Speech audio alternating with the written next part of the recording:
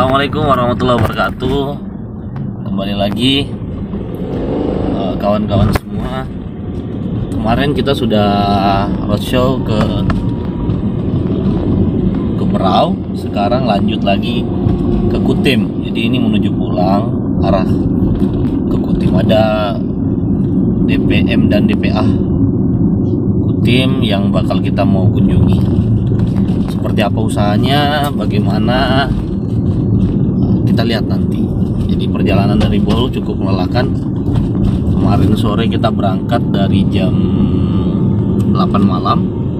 Itu istirahat sebentar sekitar 2 jam tidur di malam, baru lanjut lagi nih. Ini sudah menunjukkan jam 9 pagi dan kira-kira sekitar 2 jam lagi, kurang lebih 2 jam kita akan sampai di salah satu DPM Kutai Timur.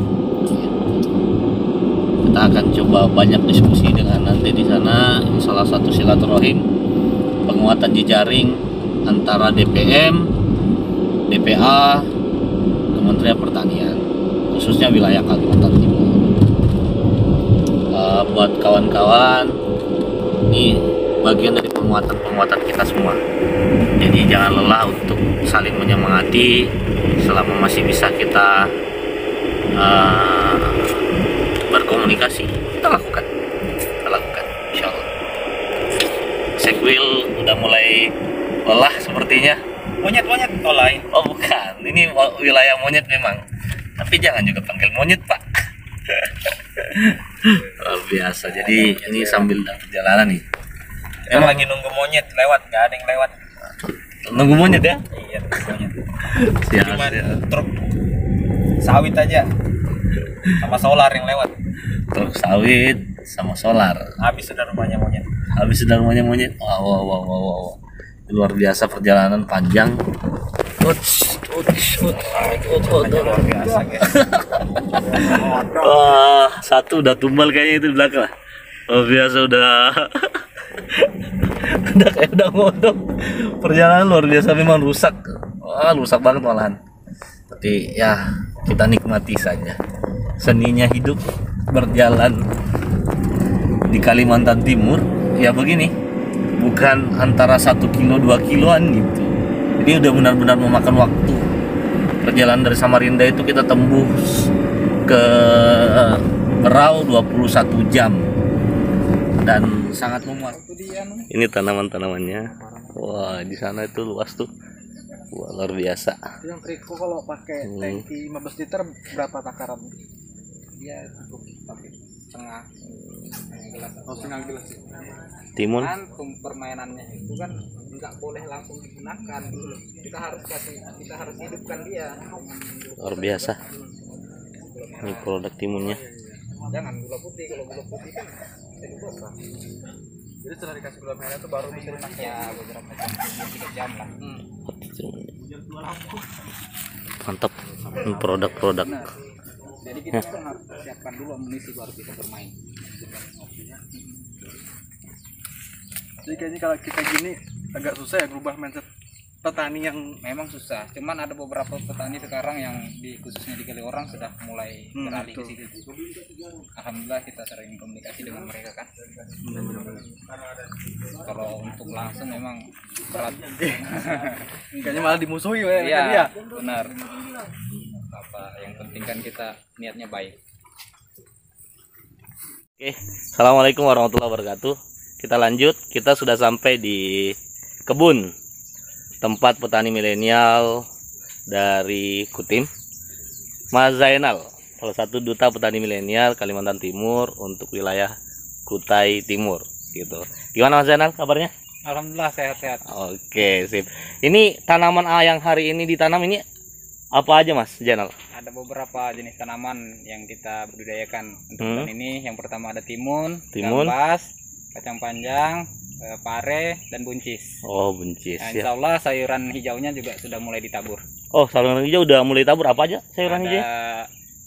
Sawi, ada Sawi, kangkung, bayam cabut, sawi sendok yang bilang orang pakcoy, nah, kemudian bayam potong.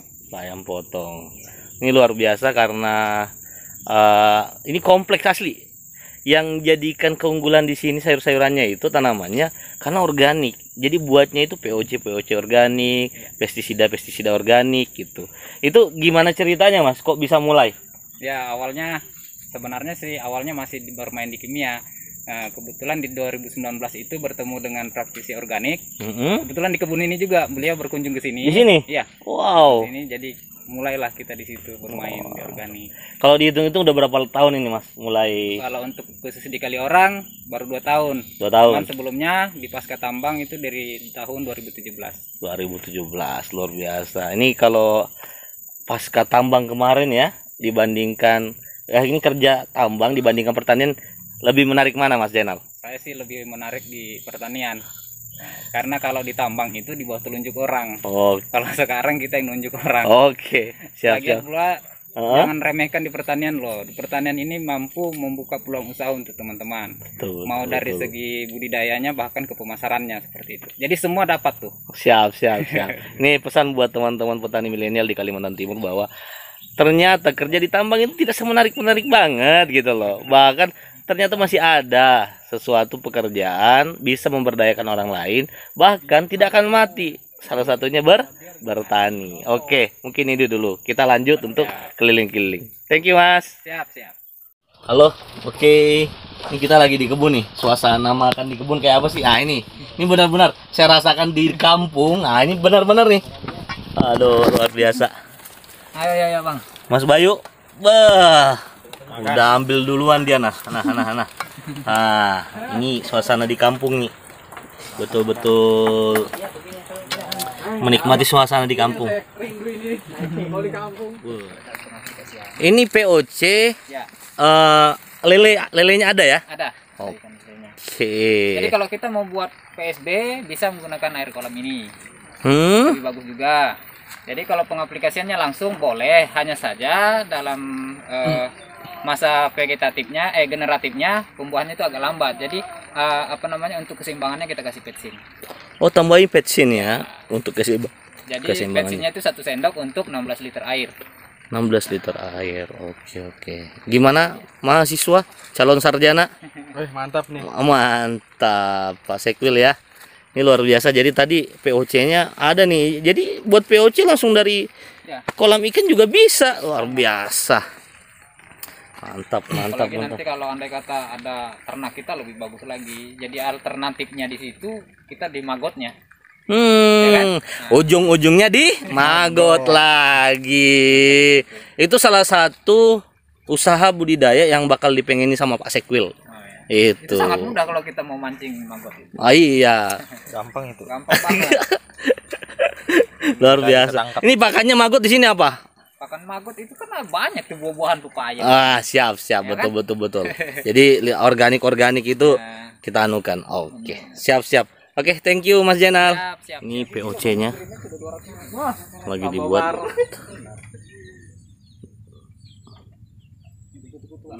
Panen sudah habis duit.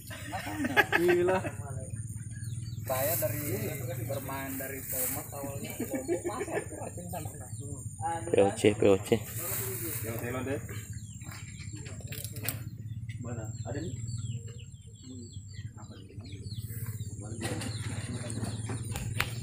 Oke, kita lanjut ke POC cair. Ini produksinya luar biasa. Kita akan tanya-tanya sama Mas Zainal terkait pupuk organik cairnya beliau.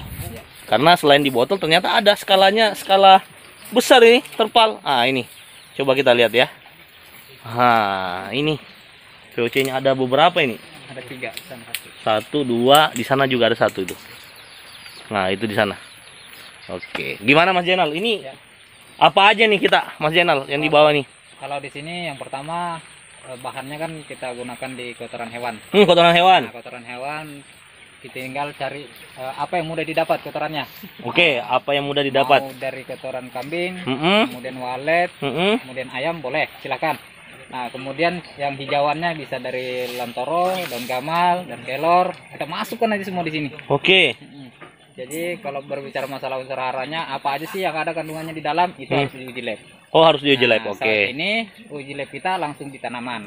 Tanaman. Jadi kita akan lihat bagaimana reaksi tanaman setelah menggunakan ini. Ini pertama tadi disampaikan ada beberapa tanaman. Pertama kotoran hewan. Ini kotoran hewan yang dipakai apa nih, Mas? Kotoran kambing kalau yang ini. Oh, jadi ini kotoran kambing ya, kawan-kawan. Ini kotoran kambing. Terus daun-daunannya? Ada daun kelor, Daun kelor, daun gamal. daun toro. Oke. Kemudian gulma-gulma ini. Oh, gulma-gulma ini rumput dicampur aja masuk juga gitu ya? Iya. Oke. Ini berapa lama, Mas? Bisa kira-kira dipakai? Kemarin ini 1 bulan sudah saya gunakan. 1 bulan kita rendam dengan campuran tadi. Habis itu udah bisa dipakai ya? Iya. Perbandingannya? Kalau perbandingan kita bermain di ppm. ppm, oke. Saat ini biasanya kalau saya gunakan nggak pakai ppm, kita main kira-kira dia 1 liter untuk 10 liter air. Oke. 1 liter hasil dari fermentasi POC ini untuk 1 tangki Ya, yang 10 liter. yang 10 liter. Jadi itu luar biasa. Ini kawan-kawan, jadi sebenarnya pupuk itu nggak harus beli. Benar. Ini aja sederhana, kotoran campuran dengan ada yang di sekitar, nunggu sebulan aja gitu. Jadi, oke. Terus tadi udah disampaikan bahan-bahan yang di dalam. Ini 1 bulan ya, Ya. itu udah bisa langsung diaplikasikan. Benar. Ini sudah umur berapa bulan nih, Mas? Ini sudah 1,5 tahun nih. 1,5 tahun, luar biasa. Ini untuk bioflok ya? Ya. Biasa untuk dipakai untuk bioflok. Oke. Ini tadi saya ada dengar komunikasi untuk pakan bakterinya. Pakan bakterinya kita gunakan di gula merah. Wah, gula merah. Nah, Siap. Ini saya sangat-sangat jadi melimpah gula merah. fermentasinya ini kita nggak gunakan M4 atau sejenis yang lain dah. Di kompresor kita langsung gunakan mol yang kita kembangkan dari alam sendiri. Oh, jadi buatnya langsung mol sendiri ya? Itu langsung dicampur juga? Langsung dicampur. Oke. Nah, untuk lebaran seperti ini kemarin saya kasih di 40 liter. 40 liter ya? Ya, 40 liter F2. F2? Ya. 40 liter F2. Ya. Jadi semakin banyak sebenarnya mol itu semakin cepat fermentasinya. Oh, siap. Jadi bukan hanya sebenarnya dari kotoran, daun-daunan, terus tambahan dengan gula merah, tapi perlu adanya tambahan mol, kawan-kawan. Agar Oke. memudahkan segera cepat kan masa proses fermentasinya. Fermentasinya seperti itu. Jadi nggak tunggu hancur sebenarnya. Nah, Gitu. Oke. Ini luar biasa. Jadi kalau mau dilihat ini salah satunya ini di dalam nih. Wah, ini. Di zoom sampai dalam. Waduh, di zoom. Sampai dekatkan sampai ke dalam situ. Jangan nanti jatuh. Nggak ada garansinya soalnya. Ini kawan ini, waduh. Itu apa itu? Kok ada putih-putih itu? kalau itu apa namanya? Telurnya kodok katak Oh. yang biasa loncat, bahkan biasa sampai ke atas ini juga dia bertelur. Oh. Nah, salah satu keunggulannya ketika kita menggunakan pupuk seperti ini, kita bisa masukkan lele nih di sini. Oh, bisa masuk lele? Ya, Serius. kalau nggak percaya di sana ada lele. Oh, insan ada lele. Ya. Oh, wah. Hanya saja pada saat kita pemberian lele, yang harus diperhatikan adalah masa fermentasinya. Ketika kasih lele, maka lele akan mati. Oh, siap. Jadi Amoniaknya. setelah amoniak habis, bisa digunakan ini baru kita masukkan lele. Oke. Salah satunya manfaatnya lele juga karena kita nggak menggunakan aerator, jadi dia yang bermain di situ. Jadi ppm itu naik. ppm-nya naik karena dia yang ngaduk gitu ya. Jadi pemanfaatannya ada. Biasa yang ngaduk-ngaduk itu tugasnya Bayu. Pas Ekwil yang ngaduk-ngaduk itu. Nah, waktu itu untuk naikkan ppm saya tendang-tendang aja begini. Oh, jadi Begini oh aja gitu dia. ya. Oh, ini salah satu mainan nih. Mainannya di depan aja. Oke, jadi manualnya gini nih. Aduk-aduknya. Luar biasa. Kalau bisa merakit dari kipas angin ke atas, di bawahnya kasih kipas juga, jadi ada angin kan dia ngaduk sendiri di bawah. Oh, siap. Model baling-baling. Benar. Nanti bisa dicoba itu. Oke. Buat kawan-kawan, ini luar biasa. Jadi tambahan inspirasi bahwa salah satu duta petani milenial Kalimantan Timur untuk Kabupaten Kutai Timur, Mas Zainal, DPM kita ini telah mengaplikasikan bahwa pupuk itu nggak harus mahal-mahal dibeli. Sekali lagi bisa dibuat sendiri dan terbukti luar biasa. Ini salah satu dan aplikasinya ini kawan-kawan di belakang sana. Wah, itu lahannya udah terlihat jelas. Gitu. Ini komposnya, ini untuk POC-nya. Ya, kalau komposnya itu. Komposnya ada di sana lagi tuh. Ya. Wah, itu yang ditutup itu kawan-kawan komposnya. Sip, oke, mungkin ini dulu yang bisa saya sampaikan. Selamat buat kawan-kawan semua yang di Kutim, jangan lupa mampir ke tempatnya salah satu DPM kita, Mas Zainal. Di jalan apa nih, Mas? Ini di Jalan Hortik. Holtik. Hortik. Holtik. Oke. Nanti gampang tinggal kontak-kontak DPM kita. Ini bisa dilihat di YouTube nanti. Oke, thank you. Pada saat cuaca yang ekstrim seperti ini, Dari 4.500 pohon kemarin, itu menghasilkan berapa ton? kita kemarin tembusnya di angka 10 tonan. 10 ton. Ya. 4.500. 10 ton masih anu lah ya. Kalau 4.500 di 10 tonan itu 3 kali harus sekitar 12. Kamu dulu di sini. Ya. Nginep di sini tidur di mana? Berapa harga kemarin? Kemarin kita tembusnya di 4.000. 4.000. Ya, bongkaran. 4.000 dikali 10 ton 4 juta ya. Itu luasan berapa? Itu luasan nggak sampai seperempat hektar. Ini kan nggak full kemarin. Itu tomat 4.000 kemarin. Hancur sekali ya pada saat itu ya. Iya, karena kita dari Palu dihajar, dari Jawa dihajar. Nah ini satu, Mas Bayu ini pernah dengar cabai barah? Cabai acar hijau. Pernah. Tahu Sumedang. Nah. Nah, di sini ada nggak nanam? Ada, Serius? benar. Yuk, minta kontak. Jadi tahapan-tahapan lagi nih lanjutannya bakal nanam sayur-sayuran tadi tuh ya. Iya bang. Kemudian kayak di tomat, lombok. Tomat kita lo sampai ke Berau waktu itu. Beneran. Kenapa nggak lanjut di tomat lagi gitu? Nah, itu untuk mencegah masalah lonjakan hama kan. Jadi kita Jadi berapa kali tanam untuk saya satu periode kami akan rubah dengan yang lainnya, tanaman lainnya. Misalnya periode ini tomat, periode ke depan kita mainkan di Lombok. Setelah itu pernah saya tidurkan selama 2,5 bulan nih. Kalau kita mau ngegas terus kasih juga tanah. Ya,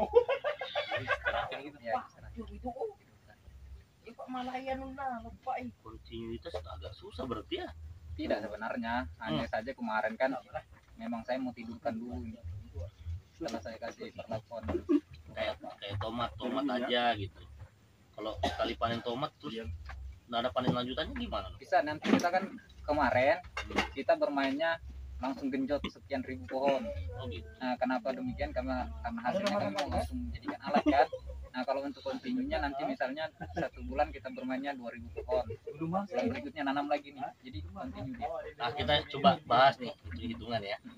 Kemarin nanam tomat berapa bungkus? Kemarin 10 bungkus. 10 bungkus. Satu bungkusnya berapa? 1.700 biji. 1.750 biji. 1.700. Anggaplah 1.500 Ya. ya rata-ratanya. 500. Berarti ada sekitar 15.000 pohon Ya. kurang lebih. Nah 15.000 pohon itu dengan kalkulasi per pohonnya berapa kilo tomat? Minimal 3 kilo. Minimal 3 kilo satu pohon. Satu pohon. Berapa yuk? 3 kilo dikali 15.000. 3 kilo kali 10.000 aja 30 ton ya? Ya. 45 ton katanya. Ya. 45 ton itu dengan hitungan berapa kemarin? Harganya Tapi kemarin berapa tembusnya? Kalau anu kan hitung-hitungan 45 ton tuh. benar. Nah, Kemarin realisasinya berapa tuh? kemarin kita dari angka 10 bungkus itu yang tumbuh hanya kisaran 4.500 pohon. 4.500 ton. Hmm. Jauh sekali. Ya makanya karena itu yang perlu kita hati-hati kan pada saat lahannya belum benar-benar dikelola.